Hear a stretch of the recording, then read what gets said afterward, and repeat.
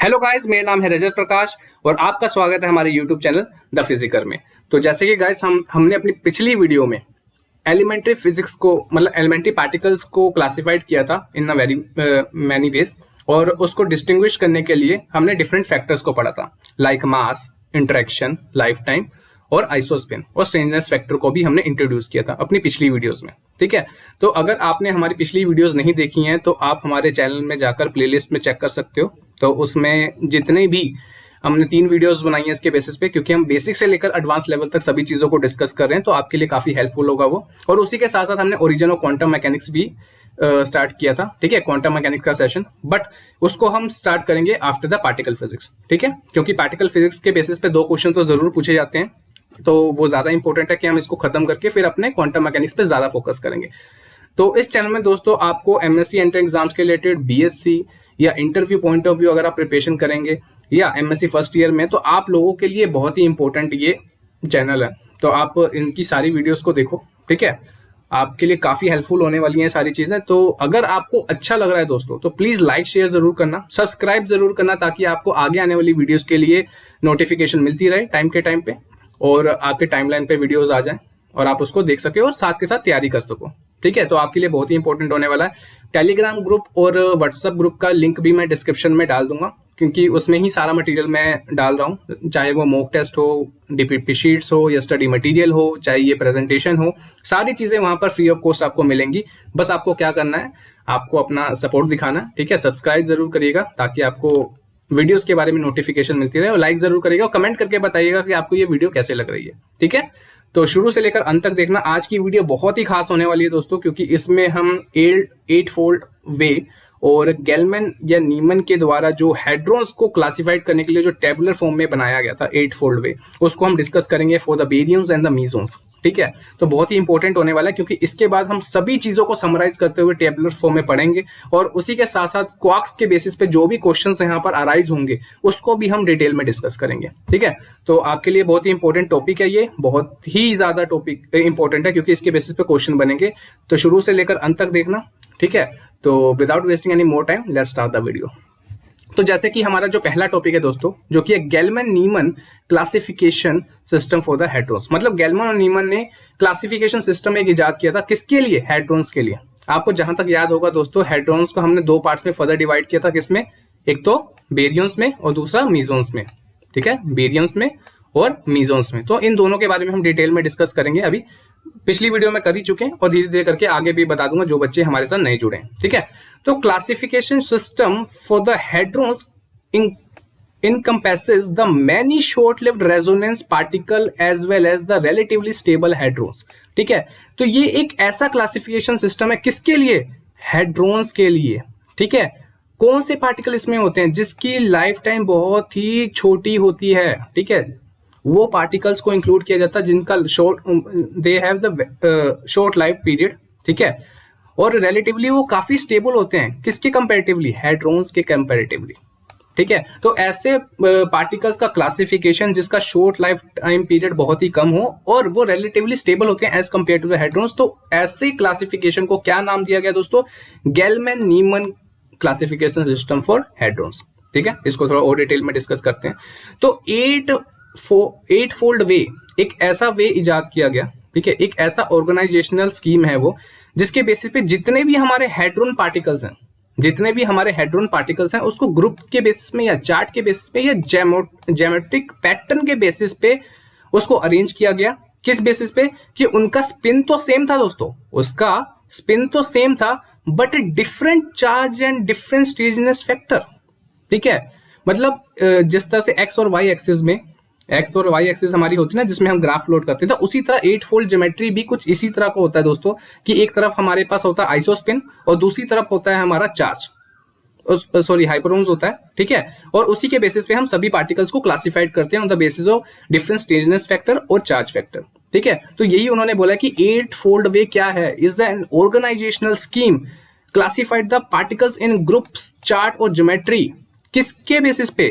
कि उनका स्पिन तो सेम होता है सभी पार्टिकल्स का। मान लो हम हेड्रॉन्स की बात कर रहे हैं, हम मीजोन्स की बात कर रहे हैं, तो उनका स्पिन तो सभी का सेम होगा, पर डिफरेंस कहां पर आएगा दोनों में, जो एक्स और वाई एक्सिस के बीच में हम ग्राफ प्लॉट करेंगे उनका डिफरेंट क्या होगा, चार्ज और स्ट्रेंजनेस फैक्टर।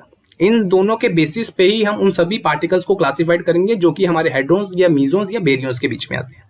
ठीक है, थोड़ा और आगे हम बढ़ेंगे तो आपको डिटेल में अच्छे से समझ आएगा। अभी के लिए बस आप यही ध्यान रखिए कि हम ऐसी पार्टिकल्स की ज्योमेट्री या टेबुलर फॉर्म में उसको अरेंज करेंगे जिनका स्पिन तो सेम होगा, ठीक है, बट उनका चार्ज और स्ट्रेंजनेस फैक्टर डिफरेंट होगा। ठीक है, is it clear to you? थोड़ा सा इसको क्लियर कर देते हैं ताकि आपको थोड़ा सही से दिखे ये।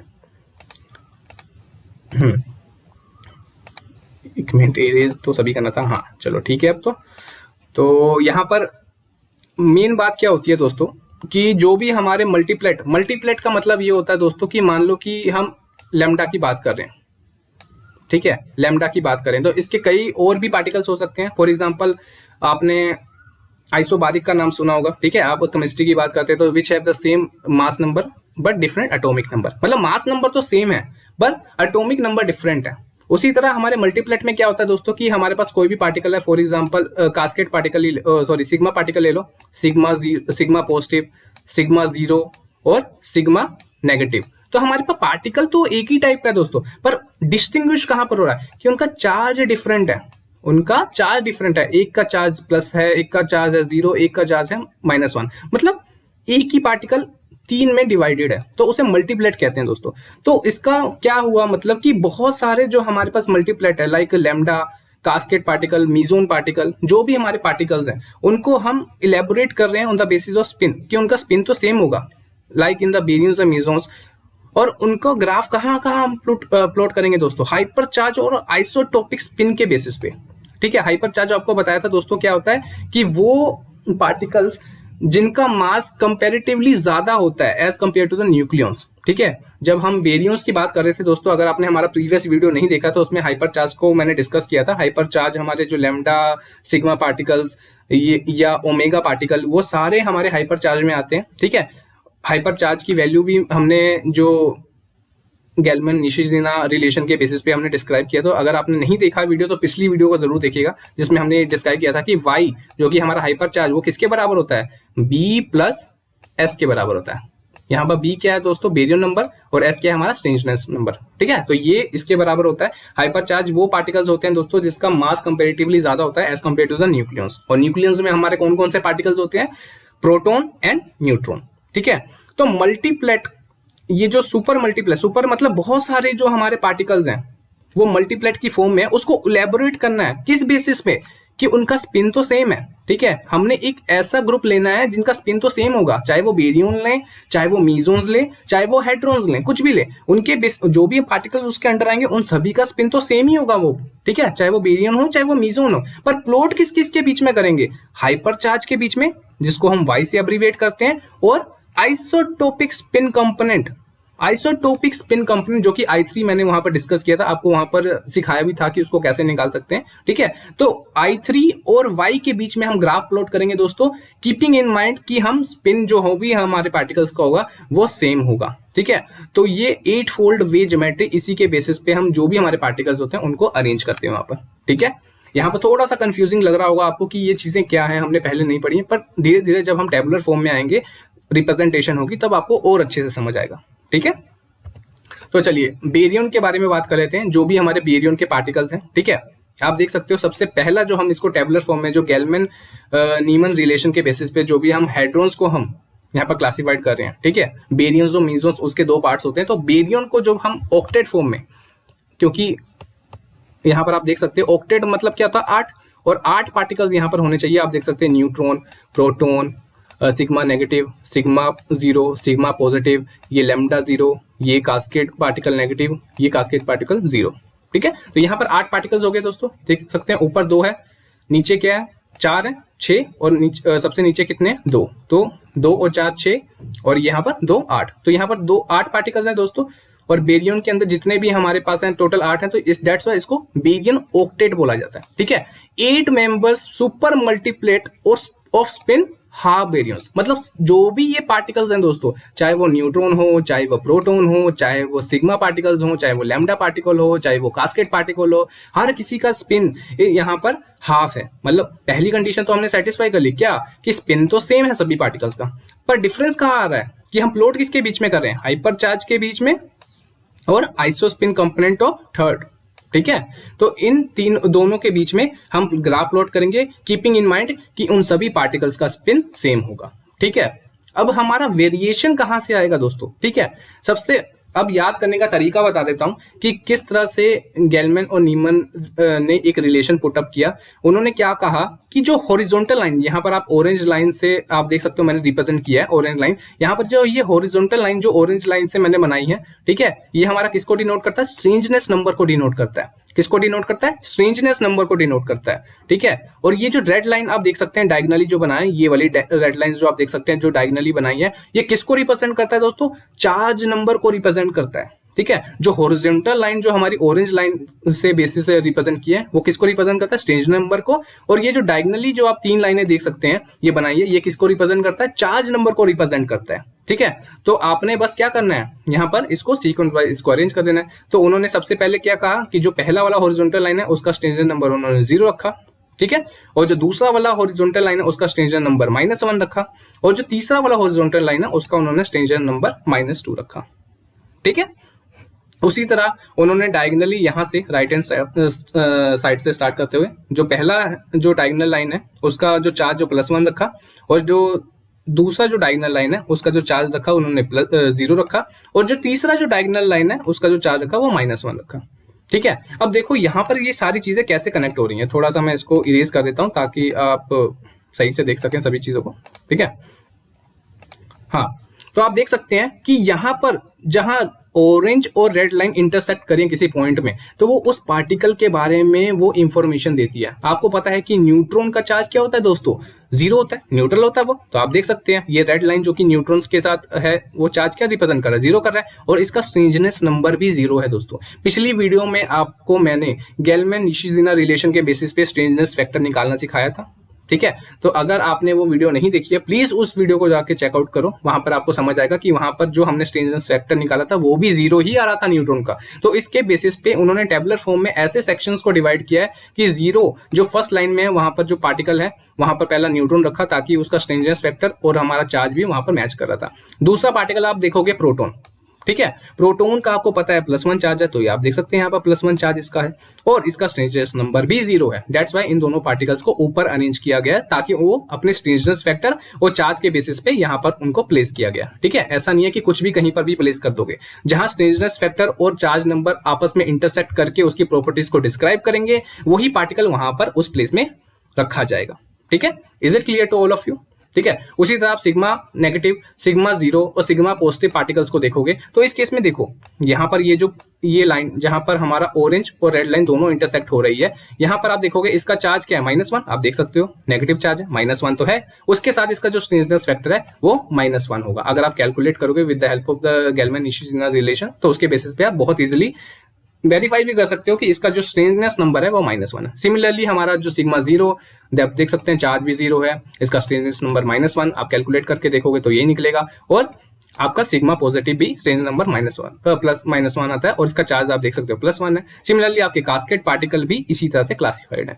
तो अरेंजमेंट कुछ इस तरह से की गई है कि जहां पर दोनों का इंटरसेक्शन उसकी प्रॉपर्टी को डिस्क्राइब करेगा पार्टिकल को, उसी तरह वहां पर उसको प्लेस कर देना है। ठीक है, तो आप देख सकते हैं कि बेरियन ऑक्टेट बनाया गया। ठीक है, एक ऐसा बेंजीन रिंग टाइप का बनाया गया जिसमें इन सभी पार्टिकल्स को क्लासिफाइड किया गया on the basis of the strangeness number और the charge number, keeping in mind कि उनका सभी पार्टिकल का स्पिन सेम है। ठीक है, तो ये बेरियन ऑक्टेट को हमने टेबुलर फॉर्म में रिप्रेजेंट कर दिया दोस्तों। ठीक है, आई होप आपको यहाँ पर समझ आ गया होगा। चलो अब आगे मूव करते हैं। तो जिस तरह से हमने बेरियंस की बात की दोस्तों, उसी तरह हम मीजोन्स की भी बात करेंगे। ठीक है, तो मीजो नोनेट यहाँ पर लिखा है दोस्तों। नोनेट का मतलब क्या होता है, नो। ठीक है, नोनेट का मतलब क्या होता है, 9। तो यहां पर लिखा भी है 9 member super multiplet of, spin कितना है इस केस में दोस्तों, 0। याद रखना कि मीजोन्स का स्पिन हमेशा 0 होता है। ठीक है, ये नहीं कि हाफ हर जगह यूज हो रहा है तो मीजोन के केस में भी हाफ लिखाना है, नहीं, ऐसी गलती मत करना। ठीक है, तो आपको पता है आपको प्लॉट किसके बीच में करना है, एक्स और वाई के बीच में, ठीक है। एक्स आपका क्या है दोस्तों, isospin of third component I3, और आपका जो वाई कंपोनेंट है वो क्या है, हाइपरचार्ज वाई, यहाँ पर आपने लिख दिया, ठीक है। अब आपको अगेन क्या ध्यान रखना है कि आपका स्पिन तो इन सभी मीजोन ही है सारे, ये के मीजोन है, ये पाई मीजोन है ना, ये ईटा है, ये भी मीजोन की कैटेगरी में आता है। तो ये मीजोन्स तो आपको पता है, ठीक है। पर अब देखना है कि इसका स्ट्रेंजनेस नंबर क्या है, ठीक है। आप देख सकते हैं कि ये के मीजोन्स है, तो आप देख सकते हो इस केस में इसका जो चार्ज है वो 0 है, ठीक है। अगेन क्योंकि मैंने क्या बताया था दोस्तों, जो ऑरेंज लाइन है, जो हॉरिजॉन्टल लाइन में आपका प्लेस्ड है, वो आपका स्ट्रेंजन नंबर को डिनोट कर रहा है यहाँ पर, ठीक है। और इस तरह से स्ट्रेंजन नंबर यहाँ पर डिफाइन किए गए। ये नहीं सोचना कि वहां तो पिछली वीडियो में 0 था, यहाँ +1 क्यों है। तो इस तरह से हर एक चीज को बनाया गया जहां पर ये दोनों पार्टिकल्स लाइक स्ट्रेंजनेस नंबर और आपका जो चार्ज यहाँ पर कंबाइन होकर उस पार्टिकल की प्रॉपर्टी को डिस्क्राइब कर रहा होगा, उसी पार्टिकल को यहाँ पर रखना है दोस्तों, ठीक है। तो इस चीज का आपको ध्यान रखना है। तो आप देख सकते हैं स्ट्रेंजन नंबर इसका +1 है और इसका चार्ज क्योंकि 0 था, तो ये आप देख सकते हैं ये K0 मीजोन की प्रॉपर्टी को डिस्क्राइब करता है। सिमिलरली आप देख सकते हो K पॉजिटिव, यहाँ पे पॉजिटिव +1 चार्ज और इसका स्ट्रेंजन नंबर भी +1 के बराबर। सिमिलरली जितने भी हमारे पार्टिकल्स हैं लाइक पाई नेगेटिव, पाई 0, पाई पॉजिटिव, ठीक है, उसका स्ट्रेंजन नंबर 0। और सिमिलरली आपका ये जो ईटा हो गया, ईटा वाले आपके जो मीजोन्स हो गए वो भी यहाँ पर इस तरह से प्लेस है, जिसमें आप देख सकते हैं यहाँ पर 0 है इसका, तो स्ट्रेंजन नंबर 0, और यहाँ पर इसका जो चार्ज भी है वो 0 के बराबर है, ठीक है। तो ये मीजोन निनोट है, मतलब जितने भी 9 पार्टिकल्स हमारे इस मीजोन के बीच में प्लेस्ड हैं, तो इन सभी पार्टिकल्स को हमने डिस्कस कर लिया in the form of the tabular form, ठीक है। आई होप आपको यहाँ पर क्लियर हो गया होगा। तो चलो डेकुप्लेट की बात कर लेते हैं कि बेरियन में हमारे और भी पार्टिकल्स होते हैं दोस्तों, ठीक है। तो डेकुप्लेट का मतलब क्या होता है दोस्तों, 10 मेंबर्स, ठीक है। तो यहाँ पर लिखा भी है 10 members super multiplet of spin 3/2 baryon, मतलब वो बेरियन जिसका स्पिन कितना है 3/2। अब ये सभी पार्टिकल जो भी हमारे पास 10 के 10 पार्टिकल हैं दोस्तों, जो ऊपर ये वाले और ये सिग्मा पार्टिकल या कास्केट पार्टिकल या ओमेगा पार्टिकल, इन सभी का जो स्पिन है दोस्तों वो 3/2 है। और इन सभी को इसी तरह से अरेंज किया गया कि हॉरिजॉन्टल लाइन में जो स्ट्रेंजनेस फैक्टर है और जो डायगोनली जो हमारे जो रेड लाइन से मैंने रिप्रेजेंट किया जो चार्ज नंबर है, उन जगह पर जहां पर भी इंटरसेक्ट कर रहा होगा पॉइंट, वो उस पार्टिकल की प्रॉपर्टीज को डिस्क्राइब कर रहा होगा, ठीक है। तो यहाँ पर आप देख सकते हो ये लैम्डा पार्टिकल यहाँ पर डिस्क्राइब हो रहे हैं ऑन द बेसिस ऑफ यहाँ पर चार्ज 0 है, तो ये भी इसका चार्ज 0 ही है और इसका स्ट्रेंजन नंबर भी 0 है उसके बेसिस पे, ठीक है। बाकी चीजें भी सेम है, वही चीजें बार बार रिपीट हो रही है, बस आपको ये टेबुलर फॉर्म में पता होना चाहिए कि सबसे पहले हमने बेरियन सबसे पहले हमने देखा बेरियन ऑक्टेट जिसमें हमारे 8 पार्टिकल्स थे, फिर हमने मीजोन नोनेट देखा जिसमें हमारे 9 पार्टिकल्स थे, फिर हमने देखा कि बेरियन डेकुप्लेट जिसमें हमारे बेरियन कौन से थे जो कि स्पिन 3/2 था और उनके कितने पार्टिकल्स इन्वॉल्व थे, 10 पार्टिकल्स इन्वॉल्व थे, ठीक है। On the basis of strangeness factor और चार्ज फैक्टर हमने उन सभी को क्लासिफाइड किया और प्लॉट किसके बीच में किया दोस्तों, हाइपर चार्ज और आइसोस्पिन कंपोनेंट जो कि थर्ड कंपोनेंट था, ठीक है। तो इन सभी के बेसिस में हमने 3 चीजों को क्लासिफाइड कर लिया। तो यहां से क्वेश्चन अराइज होता है दोस्तों, यहां से क्वेश्चन क्या अराइज होता है, जिस तरह से हमारे ये जो बेरियंस या मीजोन्स या हेड्रोन्स हमारे क्लासिफाइड हैं on the basis of lambda 0, lambda negative, lambda double positive या sigma positive, sigma 0, sigma negative, मतलब सेम पार्टिकल होते हुए उनके डिफरेंट चार्जेस हैं। तो क्या ये भी हो सकता है कि ये पार्टिकल फंडामेंटल है, मतलब इसके आगे कोई क्लासिफाइड हो नहीं सकता वो, मतलब क्या वो पार्टिकल एलिमेंट्री है, क्या उनको फर्दर तोड़ा नहीं जा सकता, क्या ये पार्टिकल फिक्स्ड है कि इसके आगे कोई और फैक्टर नहीं हो जिससे और आगे वो कंबाइंड होके बने हो, ठीक है। मान लो कि अगर हमारा सिग्मा पॉजिटिव है, क्या वो सिग्मा पॉजिटिव एक फंडामेंटल पार्टिकल है, क्या वो फंडामेंटल पार्टिकल किसी और पार्टिकल से भी मिलके बना हो सकता है। ये सारे क्वेश्चन फर्दर फिर अराइज हुए दोस्तों, क्योंकि जैसे जैसे हम न्यूक्लियस के अंदर जा रहे थे और भी चीजें डिस्क्राइब हो रही थी, ठीक है। मिस्ट्री थी एक कि ये सभी पार्टिकल्स क्या और भी एलिमेंट्री पार्टिकल से बने हो सकते हैं, क्या ये खुद के अपनी एग्जिस्टेंस रखते हैं कि ये फर्दर डिवाइड नहीं हो सकते, ठीक है।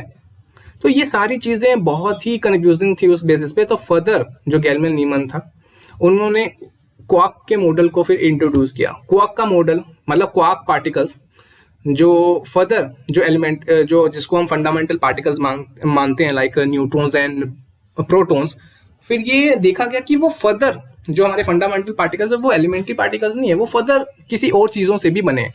और वो किन चीजों से बने थे दोस्तों? क्वार्क से बने थे। ठीक है, क्वार्क का कंसेप्ट वहीं से आया।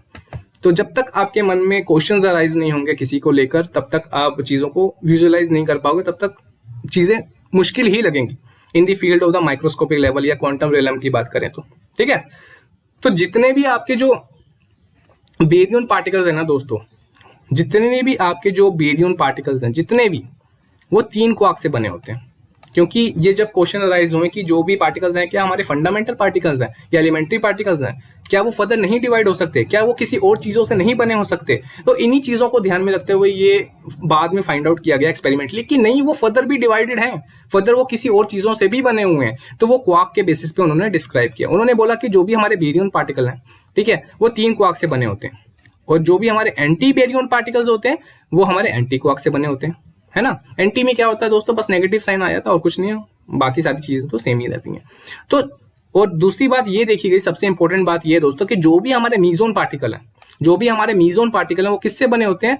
वो क्वार्क और एंटी क्वार्क पेयर से बने होते हैं। ये सबसे इंपॉर्टेंट पॉइंट है दोस्तों, कि जो हमारे मीजोन पार्टिकल्स होते हैं वो किस किस से बने होते हैं? क्वार्क और एंटी क्वार्क से बने होते हैं।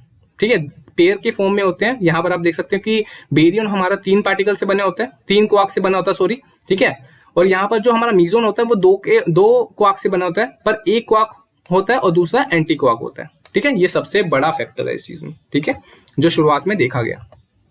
तो जिस तरह से गेलमैन नीमन ने बेरियंस मीजोन्स को लेकर डेकुप्लेट और या नैनोट या ऑक्टेट का एक टेबुलर फॉर्म के फॉर्म में स्ट्रेंजनेस फैक्टर और चार्ज के फैक्टर में डिस्क्राइब किया था, उसी बेसिस पे शुरुआत के दौर पे 3 क्वार्क्स को ही मतलब फाइंड आउट किया गया। कौन कौन से quark?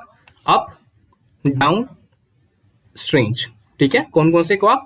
Up, down and strange. Further और भी क्वार्क्स आए 3, जो कि है टोटल, अगर मैं बोलूं तो अप डाउन स्ट्रेंज, जाम, टॉप, बॉटम। ये 6 टाइप के क्वार्क्स होते हैं, और एंटी क्वार्क्स हो गए तो टोटल 12 हमारे क्वार्क्स हो जाते हैं। ठीक है, अभी शुरुआत के दौर में 3 ही हुए थे, और धीरे धीरे करके जैसे जैसे हम लेक्चर्स को आगे आगे आने वाले लेक्चर्स में इसको और डिटेल में डिस्कस करेंगे क्वार्क को, क्योंकि ये बहुत ही इंपॉर्टेंट फैक्टर है। उसके बाद जितने भी हमारे क्वेश्चंस बनेंगे, जो कि हमारे जैम, जेस, TFR, BHU, DU, जितने भी MSc एंड एग्जाम है, उसके बेसिस पे जितने भी क्वेश्चन पूछे गए उन सभी को हम डिटेल में डिस्कस करेंगे। ठीक है, अभी के लिए आपके कंसेप्ट क्लियर आउट करने जरूरी है, क्योंकि ये आपके लिए बहुत ही नया कंसेप्ट है। ठीक है, तो आप जैसे कि देख सकते हैं, अगेन जो आपका हॉरिजॉन्टल लाइन है दोस्तों, जो कि ऑरेंज लाइन से रिप्रेजेंट किया हमने, ठीक है, वो आपके स्ट्रेंजनेस फैक्टर को डिफाइन करता है, और ये जो रेड लाइन है आपका, ये किसको डिफाइन करता है? ये आपके चार्ज नंबर को डिफाइन करता है। ठीक है, तो यहाँ पर जो क्वार्क का चार्ज रखा गया दोस्तों, वो यहाँ पर इस तरह से डिफाइन किया गया, एक्सपेरिमेंटली देखा गया कि जिसका अगर चार्ज +2/3 है और जिसका स्ट्रेंजनेस फैक्टर 0 है, वो अप क्वार्क है। ठीक है, जिसका चार्ज -1/3 है और स्ट्रेंजनेस फैक्टर 0 है, वो हमारा डाउन क्वार्क है। अगर उसका स्ट्रेंजनेस फैक्टर -1 है और उसका जो चार्ज है -1/3 है, तो वो कौन सा पार्टिकल है दोस्तों? स्ट्रेंज पार्टिकल, स्ट्रेंज क्वार्क है, सॉरी। ठीक है, तो ये 3 क्वार्क जो बने, उनको ऑन द बेसिस ऑफ गेलमैन नीमन रिलेशन के बेसिस पे हमने क्लासिफाइड किया, और स्ट्रेंजनेस और चार्ज के बेसिस पे हमने उसकी प्रॉपर्टी को डिफाइन किया। अब जरूरी ये था कि भाई ये जो हमने बना दिया है स्ट्रेंजनेस फैक्टर और चार्ज के बेसिस पे हमने इसकी प्रॉपर्टी डिस्क्राइब कर दी है, तो क्या ओरिजिनली भी टोटल वो हमारे उस प्रॉपर्टीज को डिस्क्राइब कर सकता है जो हमारे प्रोटॉन और न्यूट्रॉन या पाई मीजोन्स या हाइड्रोन के बेसिस पे है? तो ये क्लासिफाइड करना बहुत जरूरी था, ये जस्टिफाई करना बहुत जरूरी था। ठीक है, तो यहाँ पर मैं बना के भी दिखाती हूँ कि जैसे कि देखा गया कि हमारे, जैसे कि मैंने बोला कि बेरियंस हमारे दोस्तों कितने क्वार्क से बने होते हैं? 3 क्वार्क से। तो बेरियन में न्यूट्रॉन और प्रोटॉन तो आता है। ठीक है, तो आप देख सकते हैं प्रोटॉन के केस में हमारे 3 क्वार्क्स हैं यहाँ पर दोस्तों, है ना। तो हमारा जो प्रोटॉन है बेसिकली 3 क्वार्क से बना होता है। कौन कौन से? 2 अप और 1 डाउन से बना होता है। ठीक है, 2 अप क्वार्क से और 1 डाउन क्वार्क से। ठीक है, अप क्वार्क का अभी मैंने बताया कि क्या होता है इसका, अप क्वार्क का अभी मैंने बताया कि इसका चार्ज क्या होता है? +2/3। ठीक है, और इसका स्ट्रेंजनेस फैक्टर क्या होता है? 0। ठीक है, आप देख सकते हैं कि 2 अप क्वार्क का जो यहाँ पर हमने चार्ज हमने ऐड किया +2/3, और डाउन क्वार्क का आपको पता है कि इसका जो क्या होता है चार्ज, डाउन क्वार्क का हमारा जो होता है, ये डाउन क्वार्क है, इसका जो चार्ज होता है -1/3 होता है। ठीक है, तो हमने टोटल चार्ज अगर हमने निकालना है दोस्तों, टोटल चार्ज अगर हम निकालेंगे तो वो कितना आ गया? +1 आ गया। और आपको पता है कि प्रोटॉन का चार्ज क्या होता है? +1 ही तो होता है। ठीक है, और आप देख सकते हैं, अगर हमें पता है बेरियन का स्पिन क्या होता है? हाफ होता है ना। तो आप देख सकते हैं यहाँ पर 2 अप है और एक डाउन है, एक अप और एक डाउन तो कैंसिल आउट हो गया, बचा क्या, एक अप, तो यहाँ पर स्पिन क्या बच गया, हाफ आ गया। अगर हम स्ट्रेंजनेस फैक्टर की बात करें दोस्तों, तो आपको पता है कि अप और डाउन सभी का स्ट्रेंजनेस फैक्टर क्या होता है, जीरो होता है, तो सभी का सम करेंगे तो स्ट्रेंजनेस फैक्टर जीरो ही आता है। और अभी जब हमने वो रिलेशन किया था और ऑक्टेट का, तो आप देख सकते हैं इसका स्ट्रेंजनेस फैक्टर भी जीरो है यहाँ पर, है ना। तो सभी चीजें वेरीफाइड हो रही थी। हमने जो चीजों को डिफाइन किया, क्वार्क्स को हमने बताया कि बेरियन हमारे 3 क्वार्क से बने होते हैं, उन तीनों क्वार्क्स की हमने यहाँ पर प्रॉपर्टी डिस्क्राइब की, फिर उसके बाद इसको अप्लाई करने की कोशिश की, तो ये क्लासिफाइड हो रहा था, जस्टिफाई हो रहा था, ठीक है। और न्यूट्रॉन भी दोस्तों अगर हम देखें तो 3 क्वार्क से बने होते हैं। कौन कौन से क्वार्क, एक अप और 2 डाउन क्वार्क से बने होते हैं, ठीक है। आपको पता है कि अप क्वार्क का जो चार्ज होता है कितना होता है, +2/3, डाउन क्वार्क का चार्ज होता है -1/3, तो कर दो, सबका सम कर दोगे तो वो 0 के बराबर आ जाएगा, ठीक है। और आपको पता है न्यूट्रॉन का जो होता है चार्ज कितना होता है, 0 ही तो होता है, ठीक है। और यहाँ पर एक अप है और 2 डाउन है, तो एक अप है यहाँ पर और 2 डाउन स्पिन है। एक अप और एक डाउन कैंसिल आउट हो जाएगा, तो नीचे क्या बच जाएगा, एक स्पिन बन जाएगा, स्पिन हाफ, आपको पता है स्पिन हाफ पार्टिकल्स है, ठीक है। तो आप देख सकते हैं सभी का स्ट्रेंजनेस फैक्टर अगेन 0 है, तो टोटल सम कर दोगे तो वो 0 के बराबर ही आ जाएगा, ठीक है। उसी तरह अगर हम पाई मीजोन्स की बात करें दोस्तों, मीजोन आपको मैंने बोला था किन कौन से क्वार्क से बने होते हैं, एक क्वार्क और एक एंटी क्वार्क से बना होता है, ठीक है। तो आप देख सकते हैं कि एक यहाँ पर तो क्वार्क है जो कि अप है, और एंटी क्वार्क कौन सा है दोस्तों, डी नेगेटिव, या डी बार करके भी आप लिख सकते हैं अगर आप एंटी को रिप्रेजेंट करना चाहते हैं। तो 2 क्वार्क से बना हुआ है, एंटी और एक नॉर्मल क्वार्क से, ठीक है। अगर आप इसको क्लासिफाइड करेंगे तो दोस्तों, ठीक है, देख सकते हैं अप क्वार्क है तो +2/3, यहाँ पर डाउन क्वार्क है तो -1/3 होता है, क्योंकि ये एक एंटी क्वार्क है तो डेट्स वाई यहाँ पर +1/3 आ गया। अगर सम करोगे तो +1 आ जाएगा, जो कि डिनोट भी कर रहा है इसके चार्ज को, ठीक है। उसके बेसिकली आप देख सकते हैं ऑपोजिट स्पिन के हैं, ठीक है, एक अप है और दूसरा डाउन है, तो कैंसिल आउट होकर स्पिन 0 आ जाता है। आपको पता है मीजोन का स्पिन 0 ही होता है ना। और स्ट्रेंजनेस फैक्टर देखें दोस्तों, अप और डाउन का तो 0 ही होता है, चाहे वो एंटी हो चाहे वो नॉर्मल क्वार्क हो, तो उसके बेसिस पे इसका स्ट्रेंजनेस फैक्टर तो 0 आ गया, ठीक है। तो ये क्लासिफाइड कर रहा है अगेन मीजोन को, ठीक है। अगर हम स्ट्रेंज पार्टिकल की बात करें, तो सॉरी ओमेगा पार्टिकल की बात करें, ठीक है, जो कि डेको प्लेट में हमने देखा था हेड्रोन्स के केसेस में, तो आप देख सकते हो कि ये जो हमारा ओमेगा पार्टिकल है 3 स्ट्रेंज पार्टिकल से मिलकर बना होता है, ठीक है। ओमेगा पार्टिकल हमारा 3 स्ट्रेंज पार्टिकल से बनकर होता है।